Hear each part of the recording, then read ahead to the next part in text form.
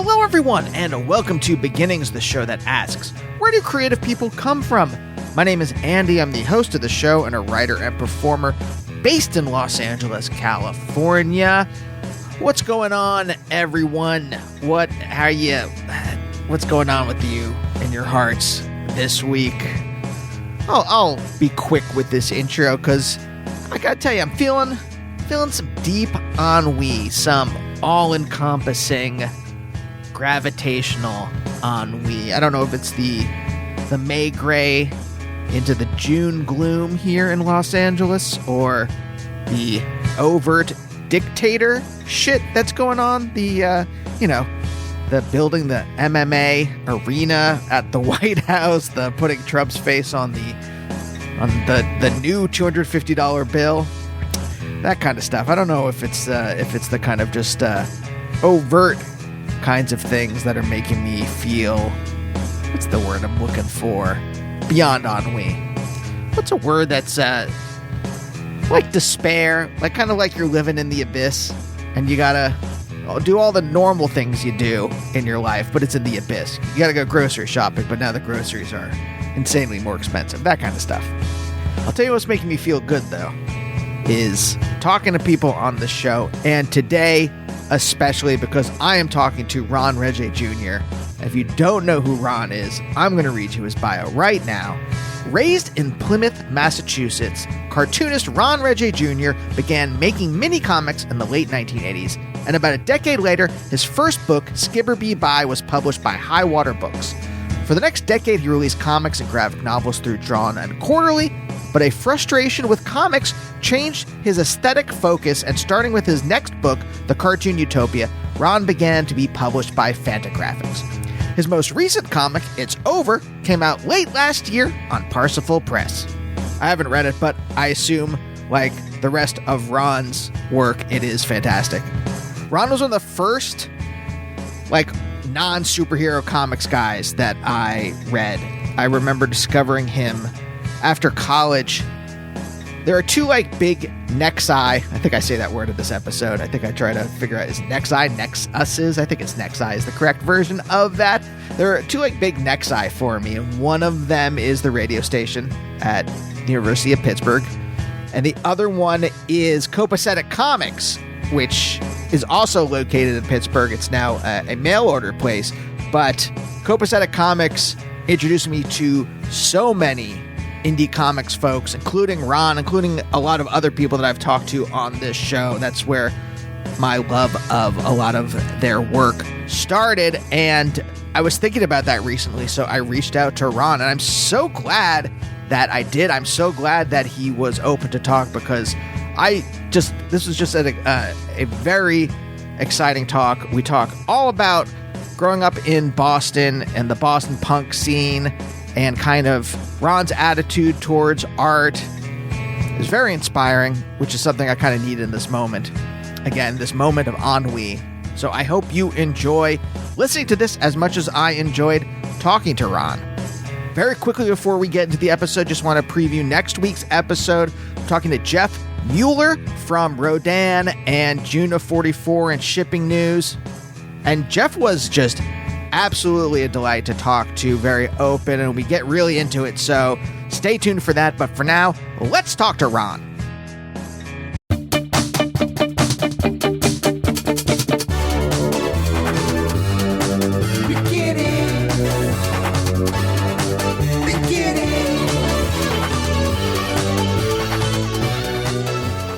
I will have to sometimes say bits of my own biography on the show, and it's at this point become pat, where I have to say a thing, and it's become crystallized, and then I'm not, my past is this now.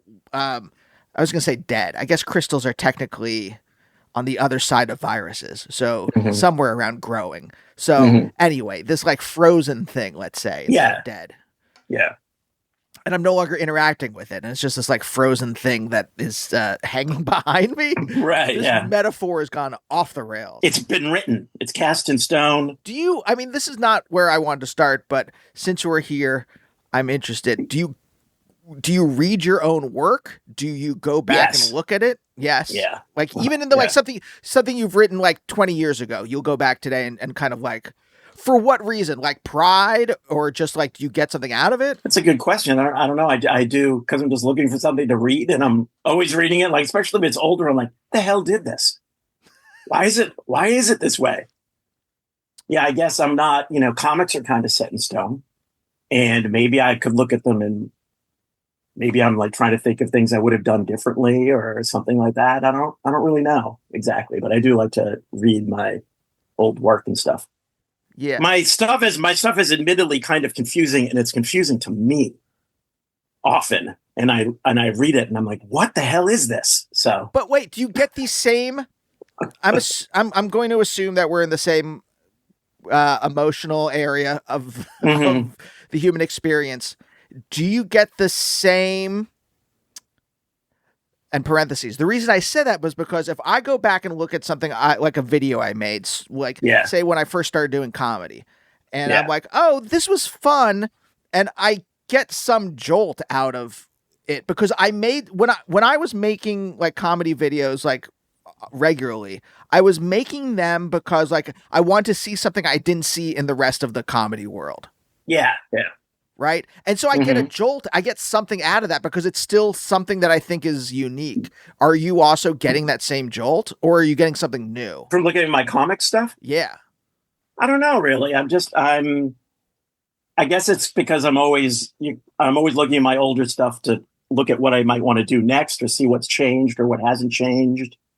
But what you're talking about is completely different. And I did play music for many years as well.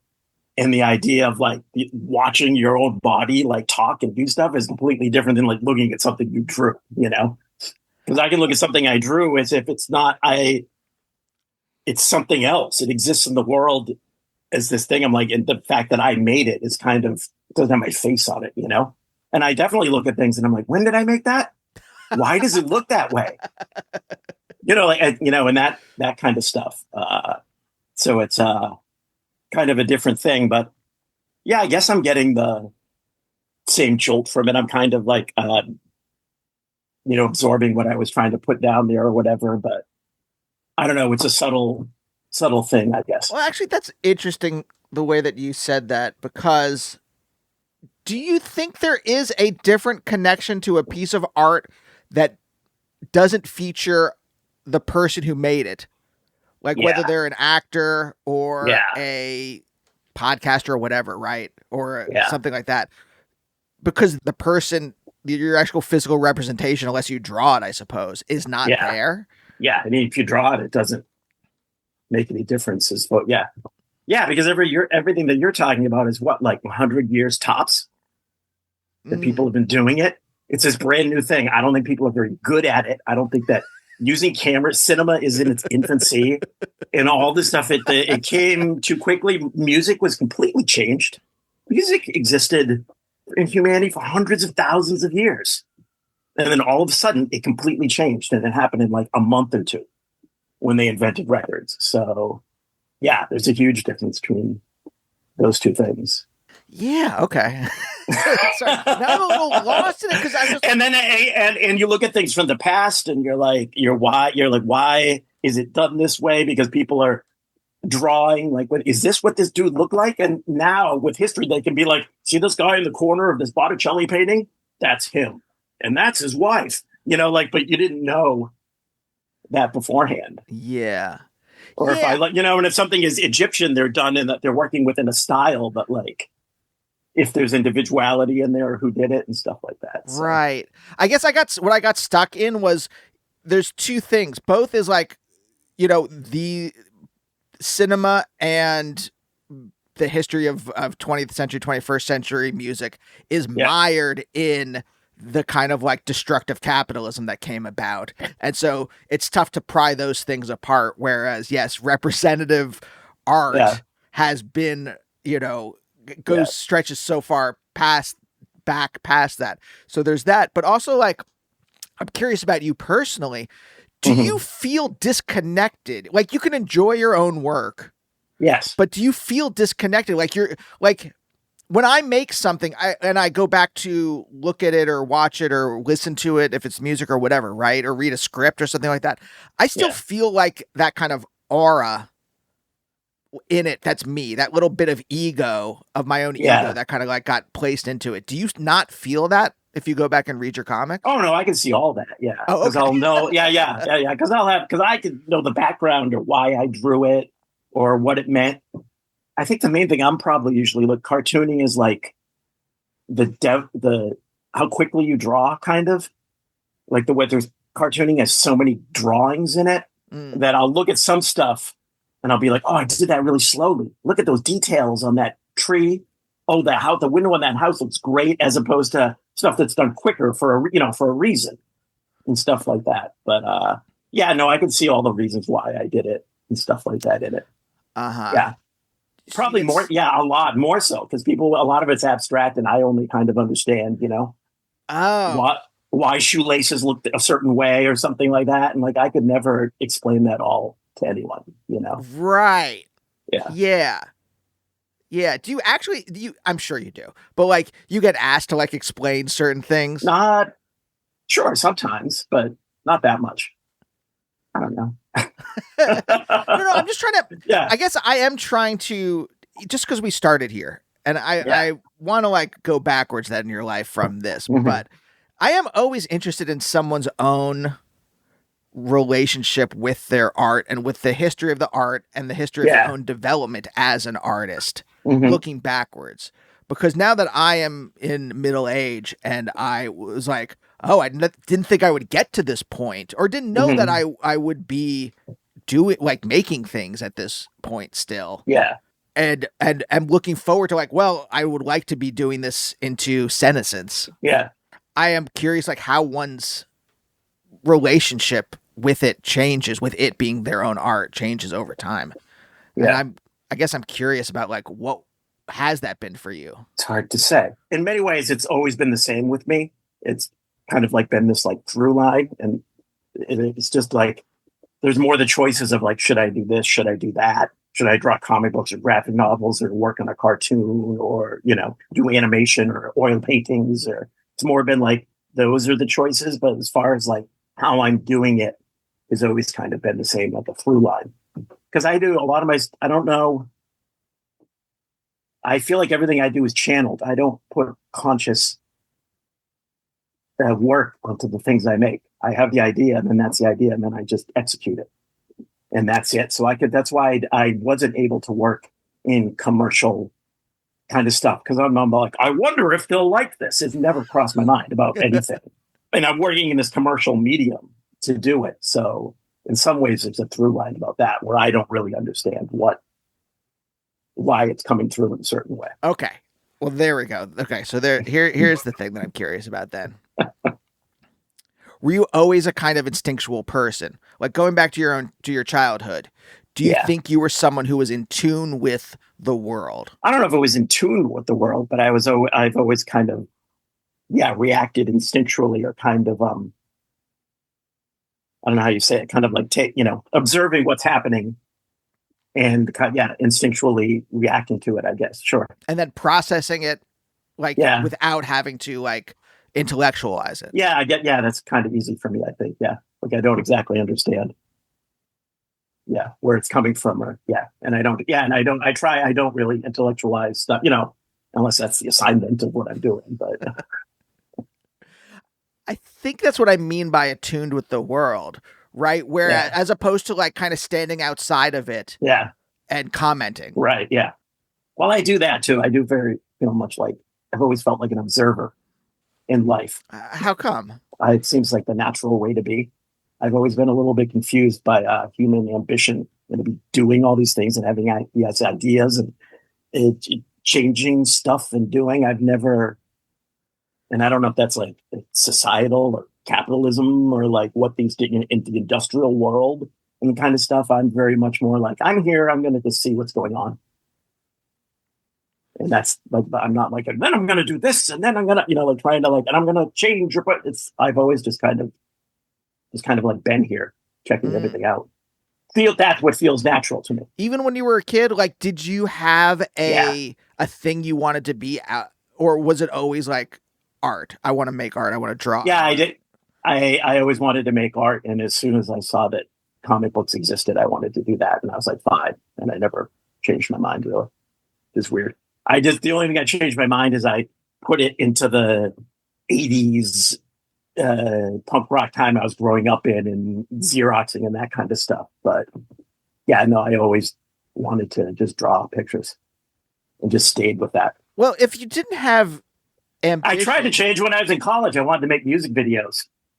It was the late 80s. That was the thing that would be like the most, smart thing to do. And I stopped drawing for a couple of years and was like trying to make music videos in the early 90s, right pre-digital, which is the reason I didn't do it. It was so fucking difficult to use videotape. And it was in the air that all was going to go away. They hadn't been invented yet, but it was such a fucking pain in the ass. And I wasn't good at it. And I just went back to drawing. But was it motivated by an artistic desire? Is that why you wanted to do music videos? Or was it like, oh, I could do this as a job, or both, or something else? It was kind of all of it, because I was in art school, and I was, all my friends were in bands and people wanted to do that. Yeah, look, it was something, an avenue that could have been explored or something like that. And it was just like something else to do. And I couldn't draw very well. I don't have technical drawing skills. And still at that point, that's what my, illustration education was about. You can't draw a face properly or whatever. If you have a cartoony kind of style, it wasn't really being supported yet. Huh. I mean, did that cause problems in art school? Yeah. No one. My experience with art school was they were trying to teach you how to get commercial work. It was pre-digital, and underground comics and graphic novels were also a decade away from being a lot of people in the arts knowing about them. No one knew about underground comics. They were from the 60s, and they didn't know they still existed. And they were, Charles Burns wasn't the popular illustrator yet. Nobody knew about Daniel Clowes or something like that. But I was completely discouraged by my teachers as to what I wanted to do. But I started making zines when I was 19, and I had a PO box, and fucking people are sending me dollar bills and stuff, and people from Japan and Australia are like, can I have your comic? And I'm selling them to people. And I was like, they were like, you shouldn't be wasting your time doing this and that, and I was like, I don't care. This is what I'm gonna do. Huh. Because I have all these people reacting to what I'm doing. Yeah. So I'm gonna go with this sort of underground thing. Yeah. Just because I had an audience instantaneously. I was very young and stuff. And I still don't even know. It's the same way as people finding me online and stuff. I don't even remember how the hell they would get my address or something like that. But there were zines and you would write people's address in the back. But yeah, I would just get things in the mail. Well, those were the days when people would pass things around, videotapes of pre-TikTok, pre-Instagram, right? You would send each other precious VHS material tapes. Yeah. And same thing with zines. I remember finding out about zines and things like that at the radio station I worked at. But I was a DJ in college. Mm-hmm. And things like that. There were certain nexuses there was of where culture kind of intersected, and you found out about all these crazy things. Yeah. Was it difficult to navigate your professors, your teachers kind of stern rebuke where no, you got to do it like this? And the fact that you were doing what kind of naturally emerged from you and getting approval from people. Yeah. It didn't, it was kind of low stakes anyways. So, I was able to do their assignments and go and, finish school and everything like that. And I did learn things and stuff like that from, being there. But yeah, it didn't really make a difference, but it was also this weird time things were going to change, where it was just, I'm one of the youngest people to have a traditional arts education. And so I had to be taught how to shoot slides of my artwork with 35 millimeter film to bring it like that. showing your art. You had to live in certain geography if you wanted to be an illustrator, because you had to bring them your art in person. You couldn't work. You couldn't be on the East Coast and work for the LA Times. It didn't. You'd have to FedEx, and even FedEx didn't do overnight then. That's a modern thing. So you had to go in with your artwork, and so I was taught all these things that within a decade would be forgotten, which I love. I know all this physical stuff. I used to run a stat camera, and I worked at a Xerox shop, and I know everything about how things are photographically reproduced without a computer and stuff like that. So, but the approval of your professors was not a motivating important factor. to me. No, I've never. No. I was a very natural sort of like punk rock or Gen Xer. I've never needed anyone's approval for anything. And the idea that and it's something in my later life, especially with the internet going, the idea that you're making something and you care what anyone else thinks about it is, why would you make it?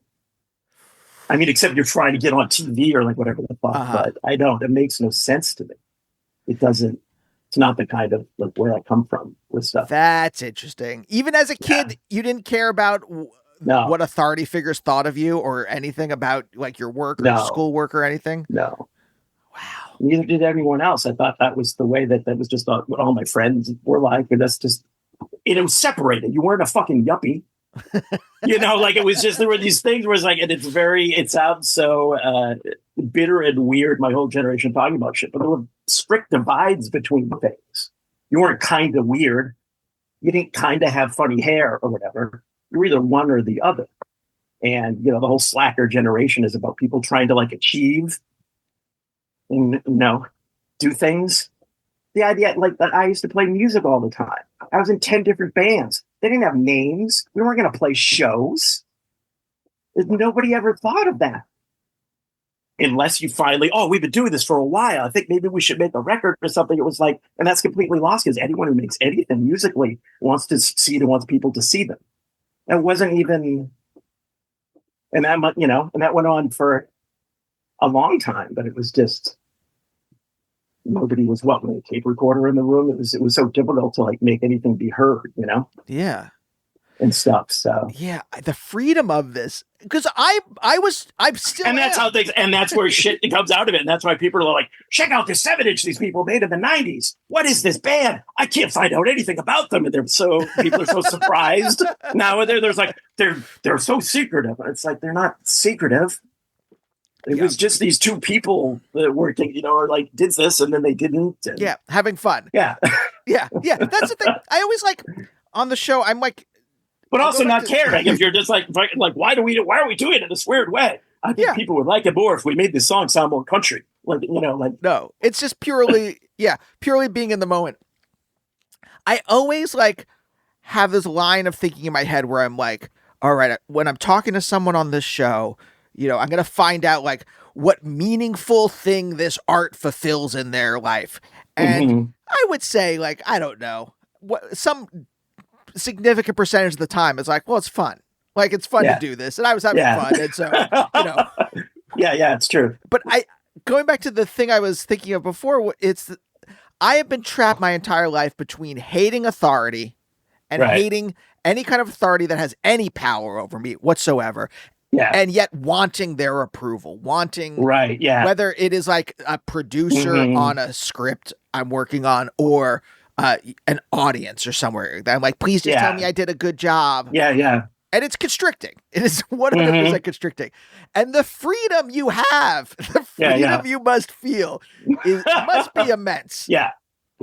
But the stuff you're talking is particularly with, talking and comedy stuff. I noticed that approval kind of goes hand in hand with it. It doesn't work without it. Yeah, true. Nobody thinks these comedians, if you're like talking to a wall, like people, don't think it's as funny unless you're so far out there that you become Paul Rubens. I don't know.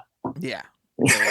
Yeah. It's very rare to be so oneself without caring at all what an audience thinks and have that also connect at the same time. And that's extremely rare. Yeah. But I'm wondering, is it just the time you grew up in? Is it the 70s into the 80s? Is it your parents? Is it Rhode Island? Like, what is it that gave you that kind of freedom? I don't know. Probably just a whole combo of all those things. probably, and just like who I am myself. But I don't know if it's any one thing at all. Uh, yeah, I'm not sure. Combat with each one of those things, probably a little bit, you know. Well, okay. But Talk to me about your parents. Like, what were they like as people? What do they do for a living? my parents aren't artistic. My dad's a draftsman, so he does draw. They're retired now, but I was kind of like the only artist person in my family, but they were supportive. I didn't grow up with the sort of like stop doing that and get a real job sort of thing. They were totally supportive of me being able to do what I wanted with my life was their main goal. I think, maybe comes with their generation or something like that. So I was supported in that way. And I didn't have to prove anything to them. It's just that I enjoyed doing what I was doing. And then as far as school goes, I went to Catholic school. Oh. But it was all nuns. And I think they were all intellectuals. A lot of them had sort of liberal arts degrees. And so they supported kids that were into the arts and stuff within the structure of it being a Catholic school. Were they Jesuits? No, I don't think they're any denomination of enough. They were the Sisters of Divine Providence. But they were sisters. There were no men in that school, which was, probably had something to do with it as well. Although everything I've heard about Catholic school, and specifically like Catholic school run by nuns, is strictness, is wrapping people's knuckles with rulers. Sure. Yeah. It was, there was a lot of strictness, but within the strictness, it supported me. I was strict about doing my art, I guess. So they supported that with myself. Like I showed that that's what I wanted to do. Okay. So, but I would stay behind in the art room and clean, and I would like do the prep for like the other classes. And because of that, I was able to like be in there more and stuff like that. So, So you demonstrated some kind of rigor and discipline that they doing what and I think the arts was something at that time that they recognized as being, something you were able to do. Also, 70s is the rise of kind of a progressive Catholicism. Yeah. And I don't know necessarily if that's what was going on there, but maybe a little bit. It was there in the air at the very least. You had that's why I asked if it was Jesuit, because you had like the Berrigan brothers, burning draft cards and things like that. Yeah. Into the 80s when you had like...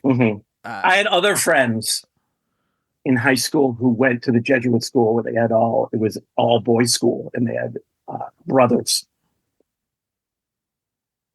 And they're all messed up. Oh, God. Those were my punk rock friends. I met the punk rock friends from the boys' school. Yeah. Okay. And they all had ferocious hardcore bands. Very interesting. And do you think there's a direct correlation between? It's got to be. Yeah.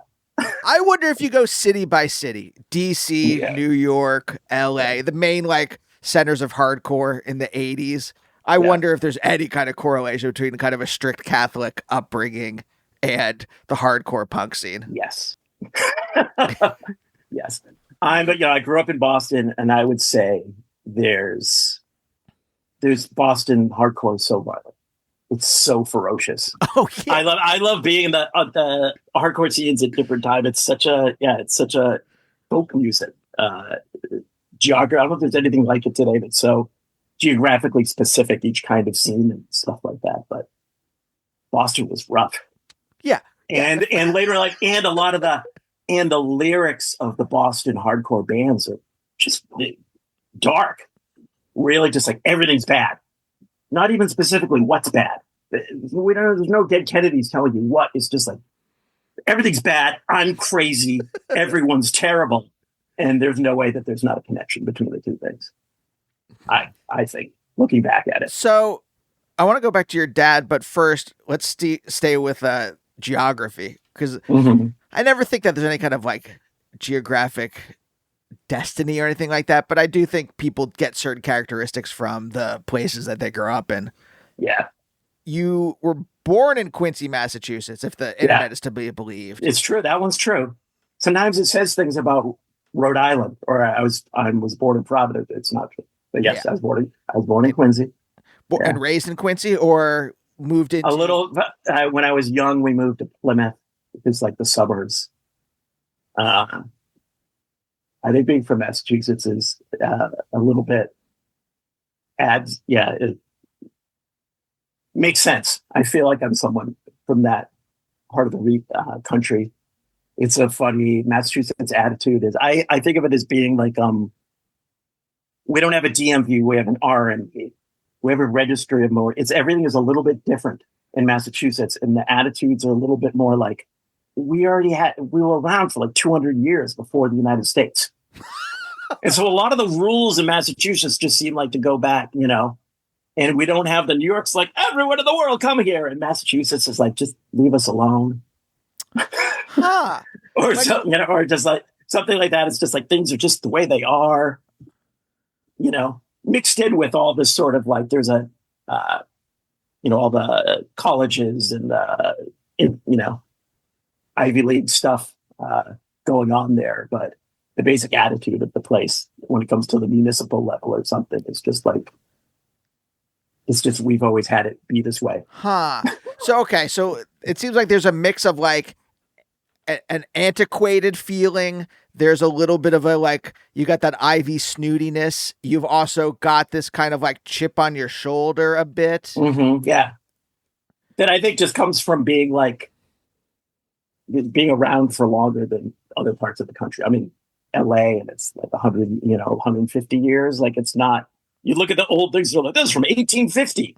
I'm like, so is my school back home. Like, it's like we have. Yeah, I guess. Okay. Tell me if this is accurate in any way. I think about how like most things in America are pretty young versus when I talk to someone who grew up in Europe and they're like, yeah, I can trace back the place where I was born like thousands of years. Yeah, it's a huge difference. Yeah. Yet you are from a place that at least has a little more history than most of the other places. And it's made me, and I've always thought about that. Something like from being there, because I'm from Plymouth as well. So we have this whole like mythology based around the founding of the country in my town. And to slowly get the real history, found out I've always kind of been interested in that and how, we're just, Americans are separated from like what was here before. The colonial thing is pretty deep. I've really never like articulated. I thought it, but I've never like articulated like that in the sense of like, it's not just that we have less history than other places. It's that we're specifically disconnected from the actual history by propaganda. Like I only learned about the Native American genocide in 11th grade. And that was by accident because I listened to Fugazi and they had a song called Smallpox Champion. Yeah. No, we're totally disconnected. And it's fun. And you think about it versus like the time. Yeah. And other places, whether it's, China or Europe or something like that. People be like, I'm from Philadelphia. I'm like, what? 3, 4 how many? What? Even that it's a place that they have like that has the specific things to it seems so ridiculous. It's just a few generations. Yeah, but you see how quickly that kind of happens in play. Yeah, it's very separated from who was there before. But it's the only way to make this country work was to make people ignore, what was there bad, forget about what was there before. Yeah. Because we're led to believe where the myth involves there not being a lot of empty space without people in it. And there wasn't a square inch without people on it. Yeah. I think the number in Vincent Bevan's book about Jakarta, the Jakarta method, I think he quotes a number that it was something like the native genocide was something like 50 to 70 million people. Yeah. Which is, I mean, you can't grasp that. It's just a number too large. Yeah. But we were the first people. It makes Americans particularly delusional, I think. Yes, absolutely. So the question I always think about then is like, well, how did you personally see through the delusion? Like, how did you get to be someone who... I don't know. Who was a part... Because I guess this is the thing that I'm trying to like square the circle with you. I don't know how I want to say it. But exactly, like as someone who is like maybe like you said you were an observer, but at the same time, you're also someone who like is very good at being at allowing the world to kind of like flow through you instinctually without you having to question things. And those two things seem in opposition to each other. Yeah, I think something about, 'cause I remember being a child and kind of looking around where I was, and I would always think about just like who was there and what it was like 200, like just a few hundred years ago. Because there was this mythology of Plymouth and stuff like that. I'm like, well, they talk about these people in the villages and I guess everyone has that, but I don't know if your average town in the United States isn't talking about that all the time. We've got statues and all this stuff like in the town. So I was always thinking about that. And yeah, it's a little bit harder to do in other places. I try to do it here in LA. I try to learn more things, because it wasn't that long ago. Did you ever read City of Courts? Yeah, I don't remember much from it. It was a while ago. Yeah, me neither. Yeah. I was like praying that there were going to be no follow-up questions because I'm like, but there's the thing that I use as my kind of like my compass point for like a real history of like Los Angeles. Yeah, yeah. But I think that's interesting in that you were someone who very early on, the mythology didn't make sense to you. Yeah, and I think I was probably being faced with like lots of mythologies and stuff like that. And the Catholic Church is, full of imagery and mythology and all these like stories and stuff like that. So, but yeah, I don't know. I think there's an undercurrent in Plymouth too that like people talk because we're so close to it. I think people kind of talk about the two sides of it anyway. It's just being like, I mean, you've heard of Plymouth Rock, right? Mm-hmm. It's not a thing. It isn't historical. Everyone knows that. There's a history in the town. There was like a pier, because Plymouth went from being an industrial town to just being this like tourist suburb. So they tore down this pier in the 30s. And they're like, didn't the Pilgrims, they said it was a big rock. Maybe it was this rock over here. Or it could have been that rock. I have a good idea. Let's haul this uptown. And Thanksgiving was an invention of, I forget what it was. I think it was after the Civil War, to unify everyone, to have a national holiday. And so they did the Plymouth thing. But everyone in town knows this. No one has some idea that this is the rock they stepped on. They know that it isn't really, and that we took it and put it in this place and made it like this monument that doesn't really even mean anything at all. So I guess I grew up with people knowing about both sides of that, Yeah. Just from the literal history of the town, just being like, yeah, my grandfather was there when they did that and whatever, So that would make me see through things kind of like right away, but you kind of got it. Yeah, well, you don't, because the number of people that maybe know that and then purposely repress it or live in denial about these kinds of things. I think a lot about like when I was a kid, I always thought, I'm Jewish and we grew up Reform, but still even in a Reform synagogue, there's stuff like, plant a tree in Israel and things like that. And I always thought the whole Israel thing, and I could never articulate it, but I always like was weird about it. Like I was like, this is strange. I was weirded out about it. Yeah, you didn't know why. Why? Like, this country that's like all the way across the world that everyone's telling me was just created, 4 decades before I was born or whatever. Yeah. And anything I ever hear about it is just like, there's just violence. So why are why are you telling me that I'm supposed to go there because that's like where it's supposed to be safe for me? Because I only hear about violent stuff. Yeah, yeah. And I could never understand that. And yet, like, when I started reading about, like, the, was it Fateful Triangle? Is that the Chomsky book? Chomsky, Reputation, Rest in Peace. Yes. But I'll still it's still a worthwhile book to read, I suppose. Yeah. That when I started to read, and I'm like, oh, wait, hold on a second here. This is much different than I was led to believe. And then I start like asking my parents about it. And then my parents are not Zionists, but they also like bought into some of the propaganda. We're also just like, shut up. That's the way it is. Yeah, exactly. Like, do you want to make your grandmother upset? If you want to upset the people that are here, like, just, this is, yeah. Exactly. And so like, I don't like, just because people do know in some, like have in some corner of their brain, some neuron is just like, this is the way things are. Yeah. They they shove that aside to either like go along to get along or whatever. Yeah. They don't want to deal with the emotional fallout from it or from having to like now deal with people in society and have conversations that they don't want to have, all of that stuff. Yeah. But it didn't, this is why I'm like, it didn't catch in you. You were the same kind of thing where it's like, this is weird. And maybe you could articulate it a little better than I could. Yeah. And it seemed like that was kind of everything seemed to have a sort of like a face to it, and then something that wasn't true behind it, or like just everything. Yeah. Everything seems to have two sides of it. I don't know how much it's just like me talking about your nature, or your, like, I'm an Italian Catholic.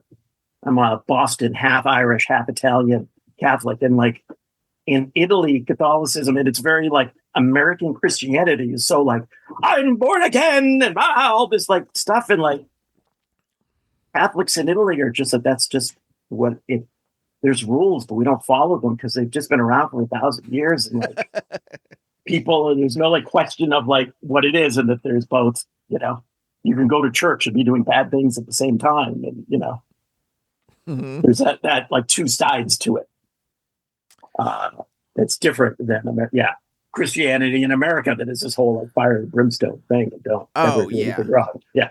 And then you could be in the Catholic Church and they're like, don't do anything wrong. And there's all this stuff coming down, but at the same time, there's things going on behind and everything. But did any of that kind of fire and brimstone, damn to hell stuff catch in your brain, or were you like, yeah, I know that's just like mythology? I think the only part that caught my brain is I'm probably an artist because Catholicism has so much imagery, and it's because like sitting in church, there's all this stuff to look at on the ceilings and everything, in the Stations of the Cross. I don't know if you know what the Stations of the Cross are, but it's in every church. It's a comic strip. It's in every church. It's 12 panels.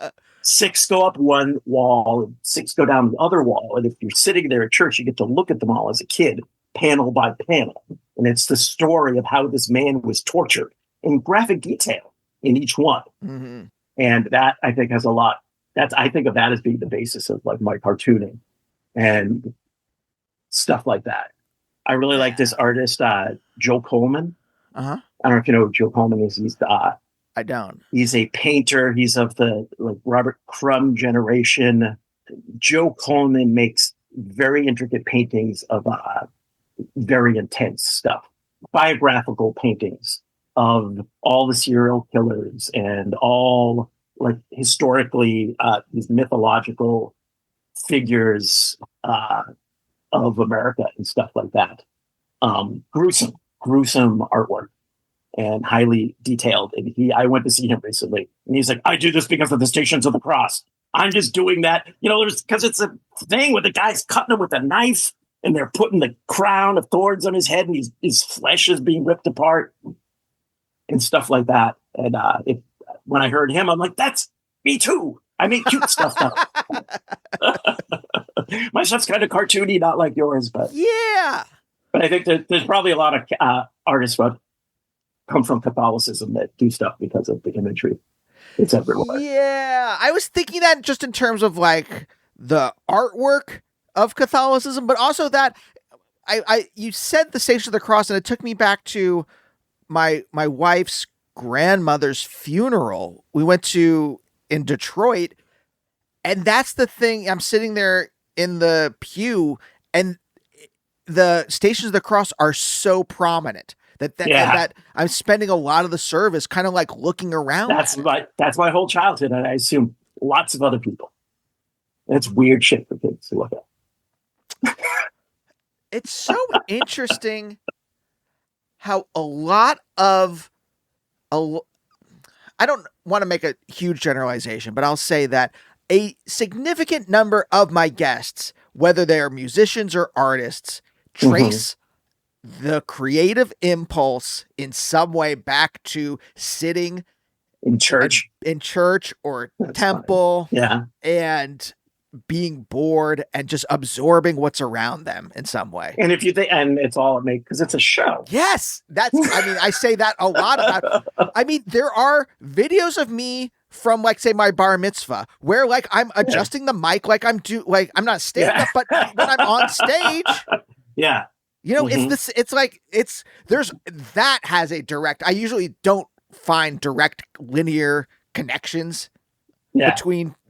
You know, it's usually like people get nudged in certain directions and they follow these kind of like twisty trajectories and all that kind of stuff. But like yeah, that, I mean, come on, it's not. yeah, It's not brain surgery to like yeah. figure out They how don't those think. things Yeah, connect with each other. yeah, yeah. Okay. When you said your dad was a draftsman, what is a draftsman exactly? In my mind, it's like blueprints and something or other, but Yes, yes.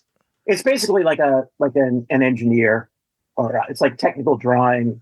He worked on it, basically designing the machines that make things. He worked at Polaroid for a while. He would do like a giant drawing of a certain kind of bolt that needed to be manufactured to go into the machine to make it move like this certain way. So it was about designing the different parts and stuff like that, and working with the designers to make technical drawings of them and stuff like that. And everything that he did is also was doesn't isn't done that way anymore. right. And he in mid career started using CAD and computer design stuff and stuff like that. And he could look at these exploded, and he would show me, like, here's this thing, and then he would come apart, and you'd see all the different parts that went together and stuff like that. I remember CAD a little bit from high school in my photography class. I don't know if we used it or if it was just somewhat On the like machine. Yeah, it was like one of the new programs. Yeah. yeah. Yeah. And now all that stuff is, the 3D rendering, all CGI must be built on the framework of all those things, because that was the earliest like framework and stuff. I remembered when my dad showed me, like, because it would all be wireframe. He was like, look at this. And then like all the colors would come in on the sides of it. So, okay, you said also your parents were pretty permissive or you said that they just wanted the best for you, whatever you wanted to do. They were, Yeah. And they didn't understand what I was doing necessarily, but supported it. Yeah. Was as opposed to people who are being criticized, told don't do this. You'll never get a good job if you do that, or like whatever. I came from a very working class background, basically. Not a lot of people in my immediate, parents, grandparents that went to college or anything like that. So it was the sort of basic, just like, do something. We'd love to see you do something you're passionate about, as opposed to just like work at a supermarket or something like that, work at a post office work. Yeah. So I think it was just that general idea of just like doing anything else and doing something that I loved. You say that, although I would think that the class background would be, hey, you should do something practical so you can make a living. Yeah, no, for some reason it wasn't. And that seemed practical. I went to school for commercial art and stuff like that, and it seemed like a practical thing to do that I was excited about. I mean, like, how old were your parents when they had you? They're in their early 20s. Early 20s. Okay, so they were like born like late 40s, early 50s, somewhere around there. Yeah, boomers. Just barely. Both of them were born just like 45, like right after the war. Okay, so they're like, it's interesting. My parents had me late. They're same time period. Like, they were born 1950. But I didn't get born until like a decade after you. Right, yeah. But this is the thing. My parents were like, no, you got to do something practical. And it took me a long time to kind of dig out from under what their wants were to figure out what I actually wanted. No, I used to have funny things with my parents where I worked, because they did have other jobs that I would keep. I worked at a Xerox shop for a long time, and eventually I was the weekend manager, and then I was running the digital department, and I was kind of advancing at this place, and it pissed them off. They're like, you went to school for art. I'm like, yeah, but I'm doing, Wow. And then I moved to San Francisco, and I worked in the kind of the first .com. I was just a person in a cubicle. It was just like an office. It could be any office job kind of thing, but I happened to be there. The first wave, like internet, was doing that stuff. And they were like, so they were supportive of me when I stopped doing those sorts of things. So, because that's what it's always about. It's like, you're supposed to do the art stuff.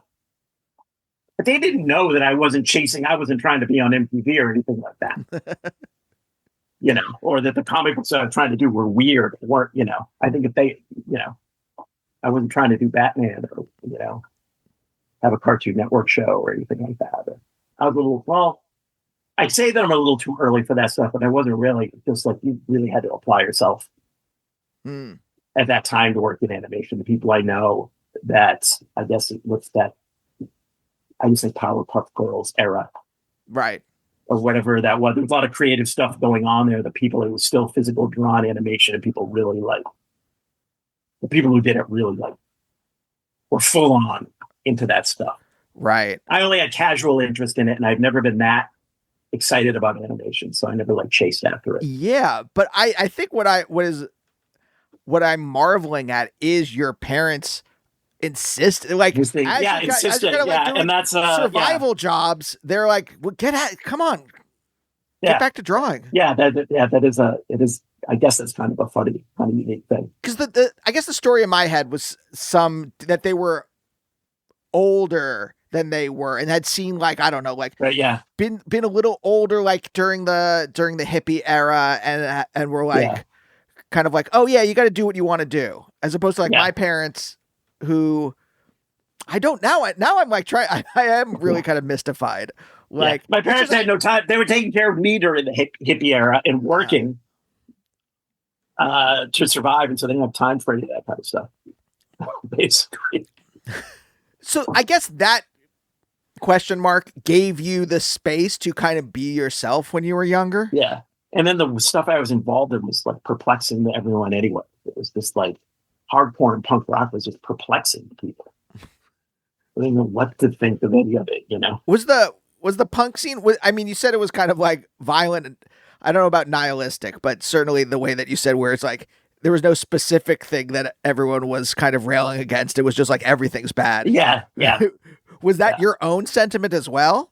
Or were you just enjoying being part of the scene? I think I was just enjoying it because it was so exciting and weird. And it's hard to describe it, the time period before Nirvana and everything. Like it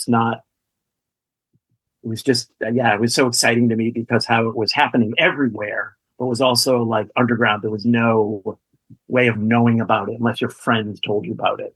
There's nothing on television. There's nothing on the radio. But you'd go to this place and you'd be like, there's fucking 500 kids here from all over the state. But Boston hardcore was specifically the skinhead thing was really intense. It was, you were going to a show, and if you weren't not a skinhead, they were going to repeatedly punch you in the face. One of them was going to hold you, they were going to punch, and that was just watching the concert. Like you had these guys like trying to kill you, trying to kill everybody. Boston was like women were not allowed to be in the audience or on the stage. And I saw them try to attack him. The Sonic Youth played hardcore shows happen at 2 p.m. Another thing where people just didn't even know they existed. Nobody knew that these nightclubs, they smell like piss and beer. Nightclubs were open at 2 p.m. for these kids to like listen to this violent music. Sonic Youth played once and they tried to attack King Gordon. Jesus. The Bikini Kill got attacked by skinheads. So that's how rough it was. Weird. And no, for me and my friends, for me personally, I was just like, because they didn't like to be a skinhead at this time. It was so bizarre to me. You had to look the same. You had to dress the same. You could wear like polo shirts and like all this kind of stuff. But around the time I got into it, they started wearing all the sweatshirts and the sports clothes. Oh, started coming into it, and they were still skinheads, which is a whole like sportsy looking like athletic hardcore kind of stuff. And me and my friend, and they'd be like, "There's someone with green. Get that guy with a mohawk," and they'd use the F word to describe everyone. And there were a lot of queer people. It made the 90s all see like kind of like the 80s restricted made it all happen. It seemed like, because it was just like, wait, I'm here for freedom. And I'm like, is there another show where everyone has green hair and we're weirdos? I guess we have to create that scene. But yeah, when I first got introduced to it, I was just like, what is up with this crazy shit? Wait, hold on. Is that how kind of like and this wasn't everywhere. And it wasn't like that all over the country. No, it was very particular to Boston. But is that how the Boston like indie rock scene, like whatever you want to call like the Pixies and Heads well, and that was all night. Yeah, it came out of that and came after it was happening at the same time. There's a lot of that stuff, But it was a reaction like, hey, we have to have a place that's separate from these insane racists. Yeah, I tried to. Yeah. Wow. Okay, but I guess what I'm like trying to figure out is like, this doesn't seem like you at all. Yeah, no, it's not. And it was like we were, but it was still exciting to go and see that stuff in certain bands, It was I literally couldn't go see to the Agnostic Front. That's a skinhead band. Like I remember going, and me and my friends were like, we can't even go inside. But I went and saw the Descendants. That's a regular hardcore band about this. Everyone goes to see that and stuff like that. But the scene in general was just like, lots of skinhead. But you're like, okay, getting punched in the face by a skinhead to go see this. Yeah, I guess so. It was all like, it's the pit. It was all, I don't have any, the whole, the violent action of what was happening in the audience was just like too exciting and crazy to be, to kind of like take part in. It was so exciting. Yeah. And to see it by the time, and this is just like, just 3 or 4 years before it was commodified, before they called it moshing, which was, I heard it said on television, and then everyone called it that. No one used that word. No one had ever heard of that word. It was on television. They put all this shit on television, and the major labels were like, just gave people all this stuff. And then in the 90s, it's this whole Van's work to like this whole completely different thing. And no one was getting their teeth knocked out. It was weird to kind of like see it happen. Yeah. I guess I went to like, and this is the 90s, so mid 90s, late 90s. I went to some hardcore show at like a fire hall or something, or VFW or whatever. Mm-hmm. And I remember, this is Pennsylvania. I just remember kind of like, I was at someone's merch table, like kind of flipping through the 7-inches. And I'm just like, there's a lot of swastikas on these 7-inches. What's going on? That was enough for me to be like, maybe these are spaces not for me. I wonder who's read. That's a very specific.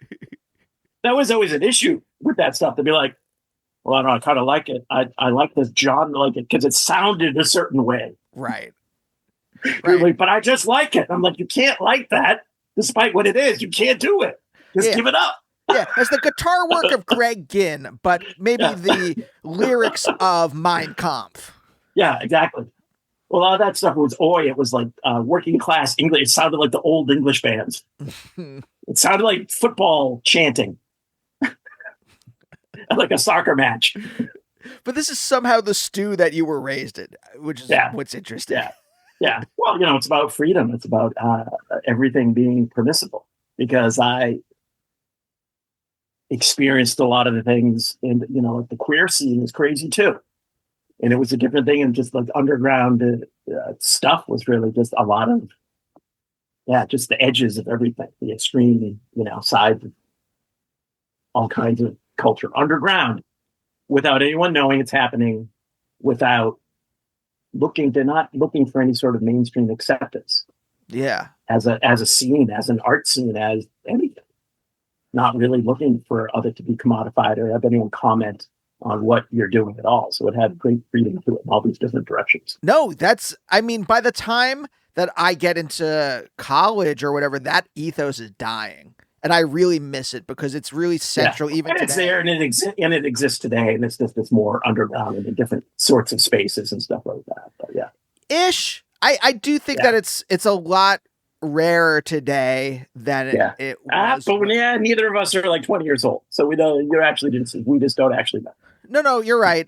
I do think I include in a little bit. I do spend a lot of time kind of like looking at a lot of different music and talking to a lot of people, and it just feels like there was like a switch, especially I'd say in bands, where it went from bands just being like, hey, we're just going to make an album, or we're going to do this, or we're going to play out or whatever, to you form, you get a manager, you have your online socials, and you're putting up clips of your band and all this kind of stuff. There seems to be like there was like a dividing line between that, and some of that freedom went away. Yeah.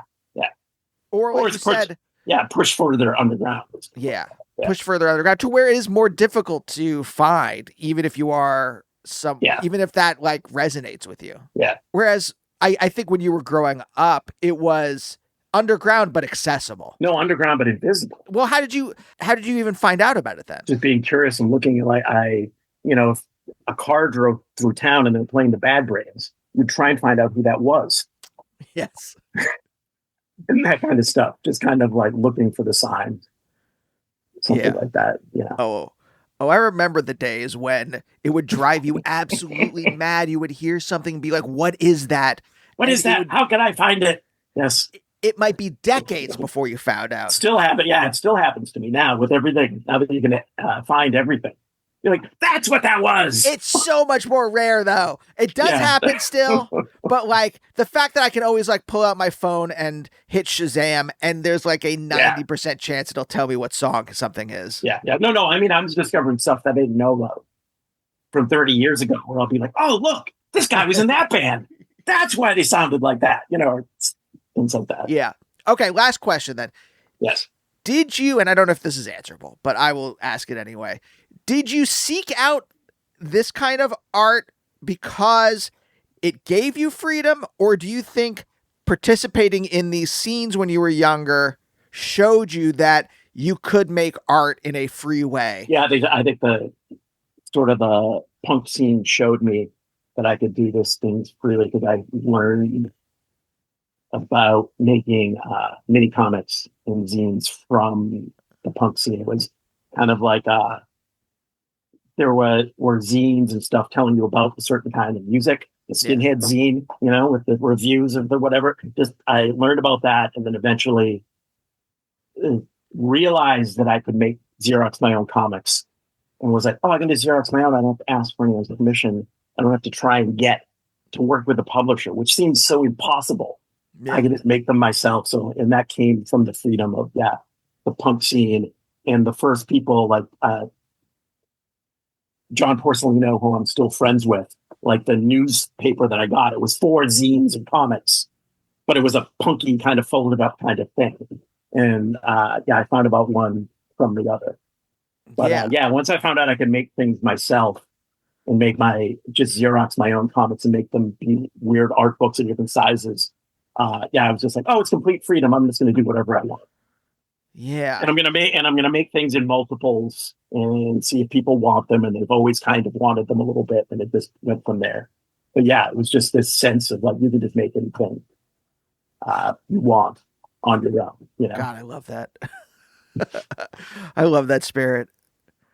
How have you been able to maintain that to this day? Well, at this point, it's just, that's what I do. So I was like able to be, I'm like kind of stuck in it. But you choose it. I mean, you choose it, right? You could, if you wanted to, choose another way to do it, or you could draw it a different if you wanted to. Yeah. It's a little bit late for that.